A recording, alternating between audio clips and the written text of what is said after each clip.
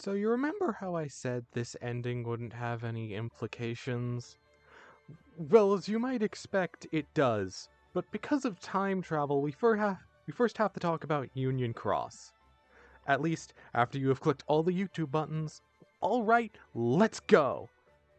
Normally, after Ansem takes over Riku, he unlocks Maleficent's inner darkness, turning her into a dragon, and then sending her back in time, because reasons. But now, since Ansem possesses Maleficent instead, she doesn't go back in time. And since she's no longer in Data Daybreak Town, her actions no longer reduce the number of lifeboat pods, which means Ephemer, Skuld, and the player are free to leave without getting ambushed by darknesses in the data world, and instead just book it out into the time stream. Now, this causes some issues, because not only do we have a character being alive after they should, but that character normally goes on to raise Xehanort and be the protagonist of Missing Link, if that game ever comes out.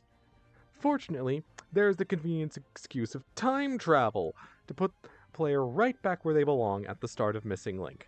And even if he doesn't die immediately, well, he will kick the bucket at some point and be reincarnated, so honestly, this poor kid is fated to be in another microtransaction-filled mobile game. Which is good, considering I can't predict the effects of any changes if we don't know anything about the game. This also means Dark Road and Birth by Sleep should be unaffected by these temporal shenanigans, so we are finally back where we ended last episode, with Aqua having just finished speedrunning Chain of Memories, saving Naminé, and going on to wake up Ventus, who I didn't mention last time because I wasn't sure he would survive all the Union Cross changes.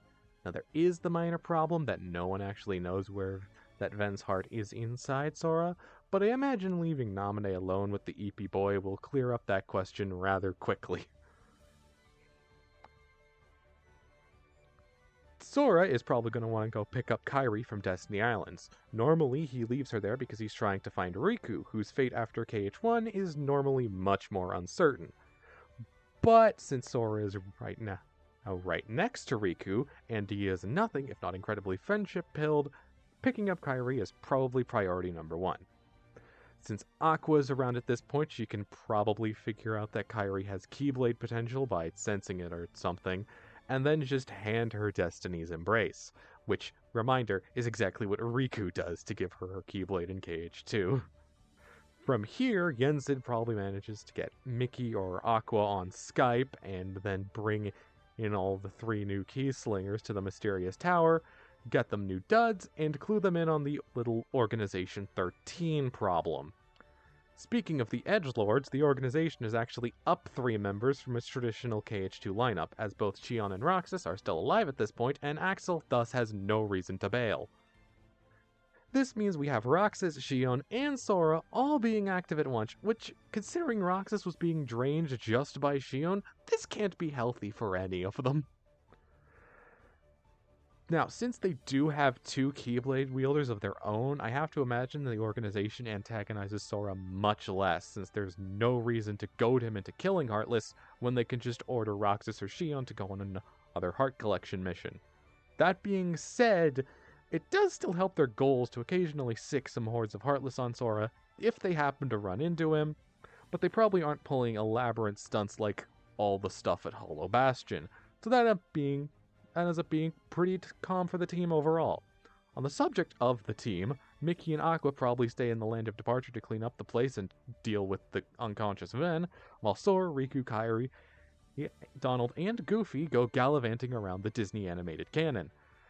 As for Sora's forms, most of them don't change for right now, with the notable lack of a second Keyblade, as, well, Roxas is using it. So, while Valor form could probably form change out a second Keyblade, especially with Aqua around to teach him, there's no way to know, so it's probably just a lot more focused on single target damage. Wisdom and Limit don't have any changes, but you probably unlock Limit immediately since Kairi is sitting right next to Sora and not being dragged around by Axel and Pluto. Since there's no reason to antagonize Sora, the first Hollow Bastion trip probably doesn't happen. And the other first Disney worlds tend not to feature the organization too much. mostly just dealing with Pete. So aside from stray run-ins with Roxas or Shion while they are on their missions, Sora and Co won't run into the organization as much. Of the remaining Disney worlds, most of them will be in their days form due to how early in the timeline we are. Land of Dragons won't be under siege from Shan Yu, nor has Mulan actually joined the army, so there's no reason to go there.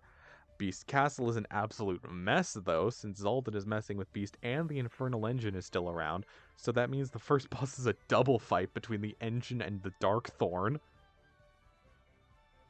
Olympus is probably much easier, as without Hercules around, he is currently talent scouting at this point. Hades loses a lot of his motivation, or angles, to gain power in Olympus, so it's probably just the Heartless endemics to deal with. Without Maleficent around to bully Pete, we unfortunately lose Timeless River as a world since Disney Castle isn't under threat, and Port Royal doesn't really happen since the Cursed Pirates have yet to be called to the port yet, for movie reasons, so no trip there. Agrabah will take on the form of its Days story, with the Heartless boss the Antlion causing sandstorms around the desert, rather than just playing hot potato with Jafar's lamp. Since Maleficent isn't around to revive Oogie Boogie, the first Hollow Bastion trip is instead going to focus on the Leech Grave and its effects on the local Heartless ecosystem. And there's literally no explanation for when Ursula came back or even how she came back, so unfortunately Atlantica still probably happens. For KH2's world lineup, the Pride Lands was mostly pushed forward by Sora and Rafiki confirming that Simba is still alive, Sora because he met him in KH1 as a summon gem. So the second Sora shows up, the plot there kicks into gear.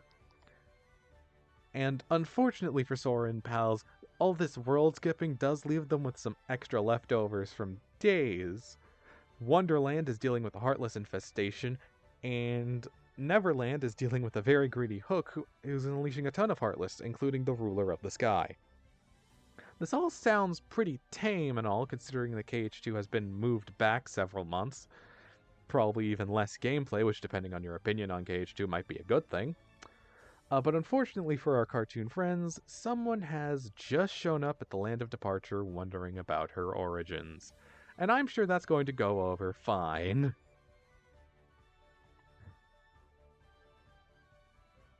Sorry if this is a tad late.